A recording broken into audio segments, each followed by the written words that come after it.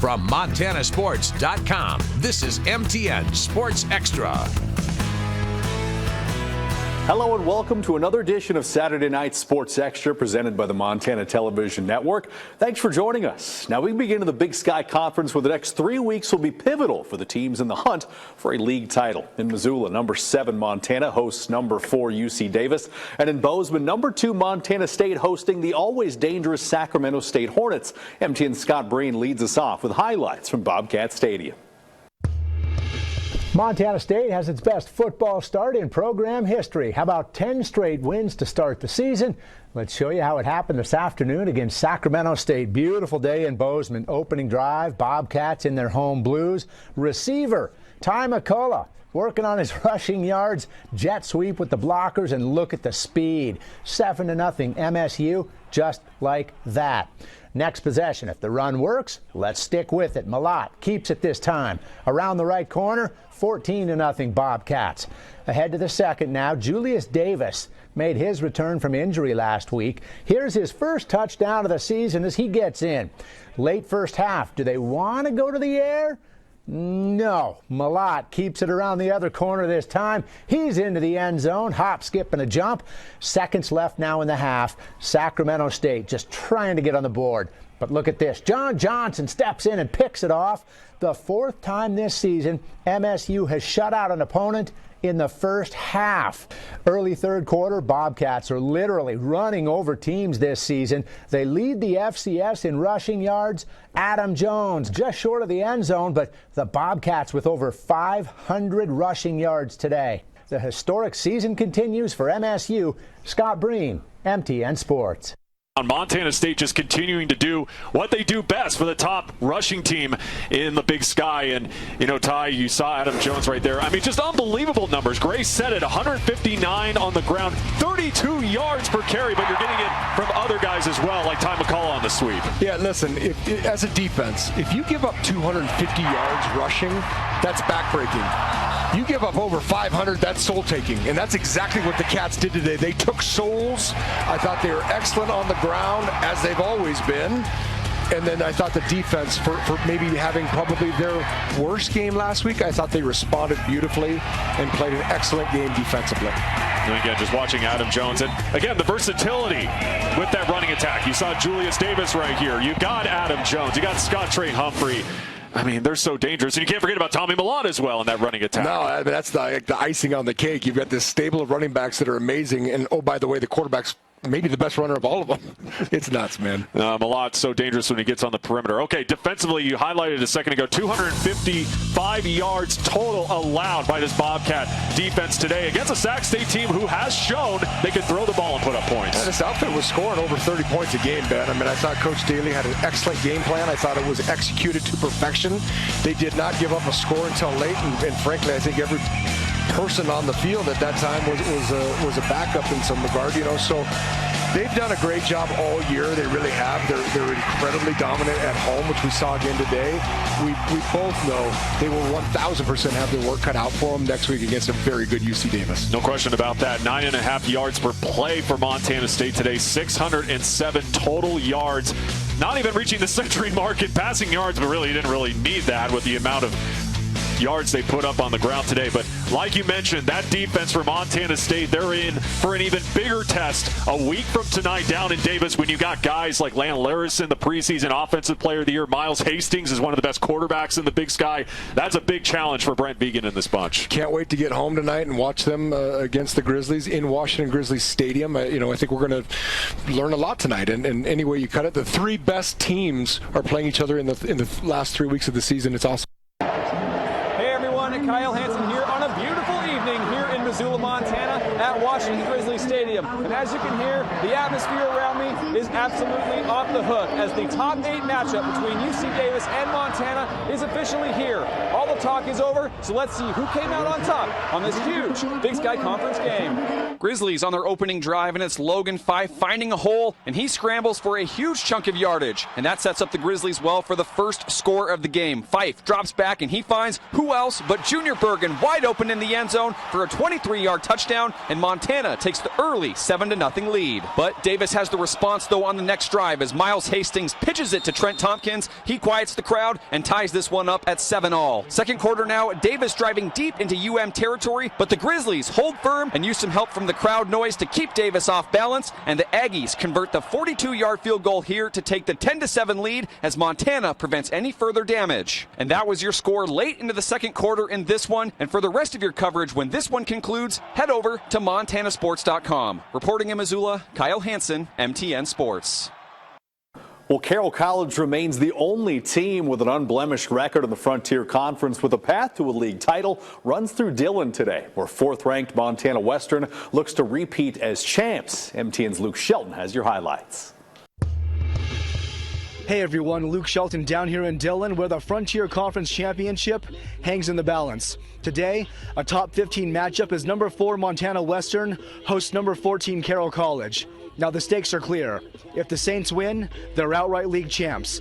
But if the Bulldogs prevail, well, the last week of the regular season gets a lot more interesting.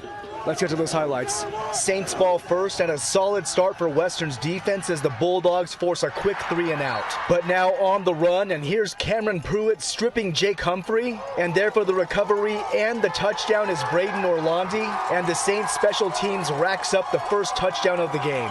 But Western's defense holding the Saints offense in check. And look at the Dillon product, Tyler Walker bringing down Jack Perka for the sack. And that'll set the Bulldogs offense up for this. Michael Palandri airs it out, and it's Eli Norris there for the 31-yard touchdown, and the Bulldogs tie the game at 7. After that, missed opportunities, including both teams missing short field goals, but just before the half, Western's John Mears boots one in to give his team the lead. Now second half, and the Saints retake the lead on this touchdown pass from Perka to Carson Ochoa. But now the Bulldogs call on Pete Gibson, who rushes for one touchdown to put Western back on top, and then a second to ice this game as fourth-ranked Montana Western defeats number 14 Carroll College 27-14, and the Bulldogs now have a chance to repeat as Frontier Conference champions. In Dillon, Luke Shelton, MTN Sports. And elsewhere around the Frontier, 10th-ranked Montana Tech rolled past MSU Northern, and Rocky Mountain College earned its first Frontier victory this season over Arizona Christian. In Dillon, Luke Shelton, MTN Sports. Still to come, a full slate of high school football playoffs beginning with Class A quarterfinals. Sports Extra, we'll be right back after. Welcome back to MTN Sports Extra, powered by MontanaSports.com. We're through one round of the high school football playoffs, and the number of teams left playing football in November continues to dwindle. MTN's Alec Boffinger takes us to Billings, where the top seed Central Rams open their postseason journey. Good evening, folks. Alec Boffinger here in Billings at Herb Clint Field for the Class A nightcap. Whitefish and Billings Central for the final spot in the semifinals. The Rams pounced on Whitefish in a hurry tonight. Opening drive, Jack DeBoer plunges in from 9 yards out, and he was just getting started. After Whitefish answered, Central down around the goal line, and they call on DeBoer again. His second touchdown makes it 14-7 Rams. Still in the first quarter, DeBoer one more time, a first quarter hat trick for the Central standout. But he wasn't done. Just 18 seconds into the second quarter, DeBoer finds pay dirt for the fourth time, though the celebration would draw a flag. Central ran away with this thing tonight. Howie Martin to Cale Aldrich. The Rams cruise into the semifinal round. Earlier in the day, Laurel played host to Columbia Falls.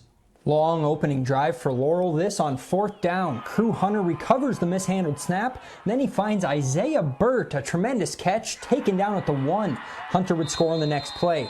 Burt had himself a monster day. Hunter looking for him on the sidelines, and Burt with a slick diving catch.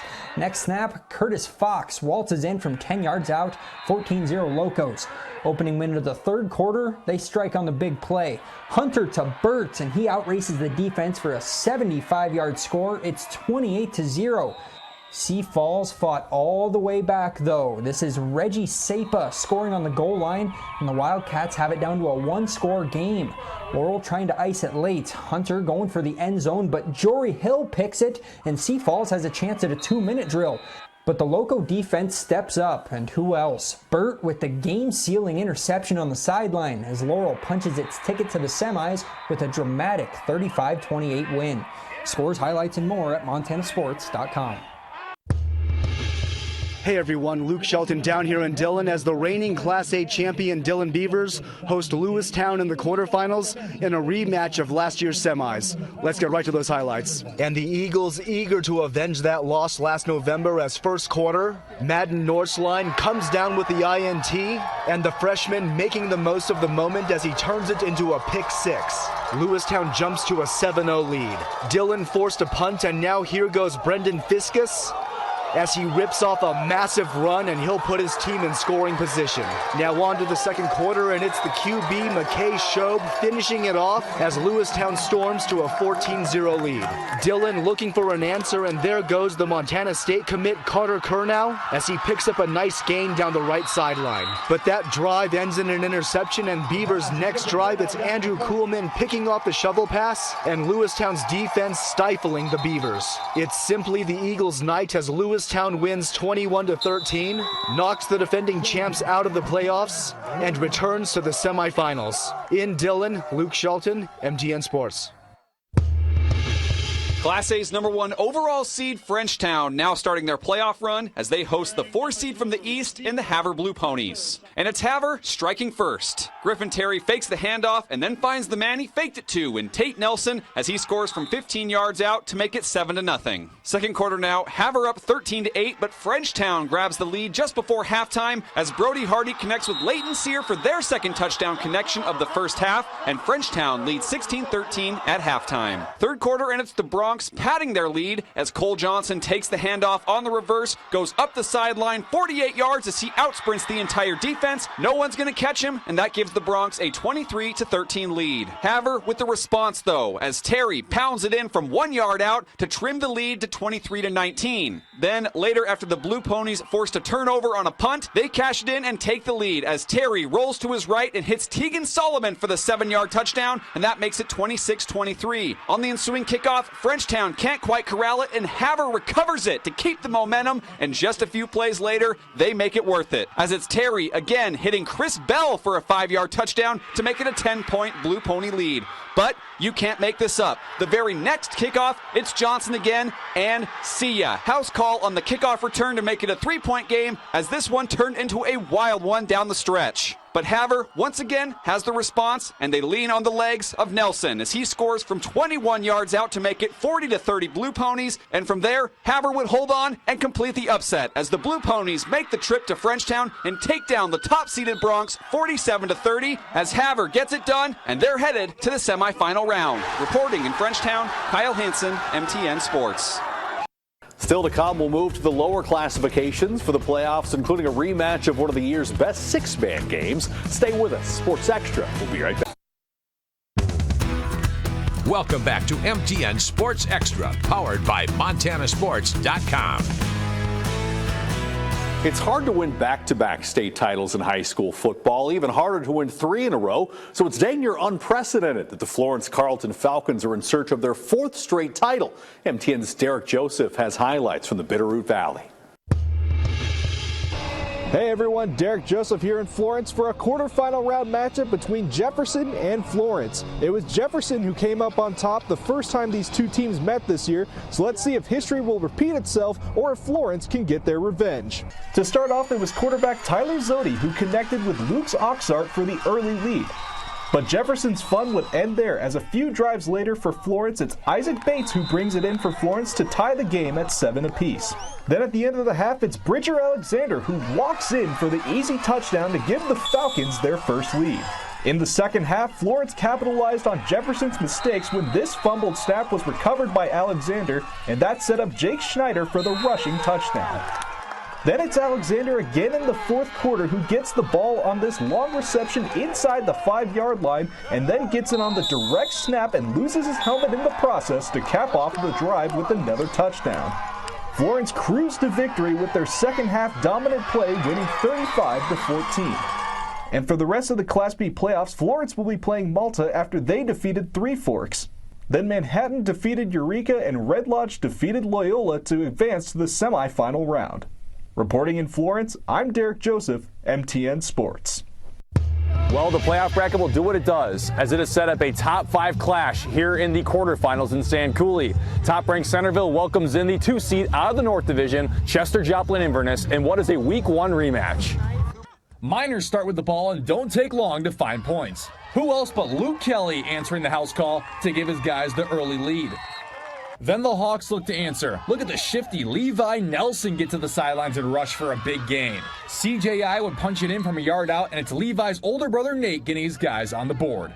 7-6 Hawks, and whoops, the ball is coughed up on the exchange and the visitors have it. They quickly take advantage too. Here goes Nate Nelson once again. He's already got his second touchdown of the afternoon. Although when you're playing the defending state champs, you always got to know they can score in a hurry. Kelly finds Caden Olsen on a 4th down to dig up a score. Hawks back on offense, and look how open Levi Nelson is on a wheel route. Second quarter now, and Kelly will rush for it once again. Look at him fight for the extra yards to get in. CJI knocking on the door, but Nate Nelson fumbles and it's recovered by Centerville. Then after starting on their own 2-yard line, the Miners go all the way down the field, and Kelly connects with Carson Darko to make it a 2-score lead. Second half now with Centerville on top 44-26. St. John finds Cooper Street to keep the visitors alive. CJI back on offense. Ryland St. John connects with Nate Nelson for another score, and all of a sudden it's only 44-40.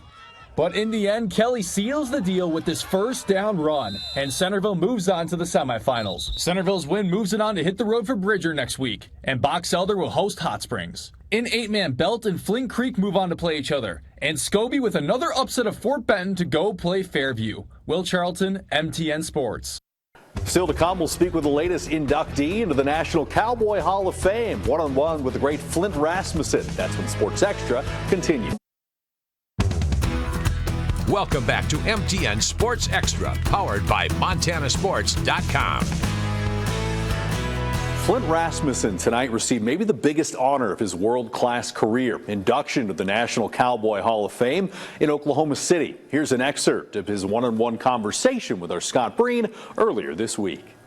That's the biggie, man. They have so many wings in there, from PBR to rodeo to entertainment to performers. I mean, Clint Eastwood, Roy Rogers, Melissa Gilbert, John Wayne are in this thing.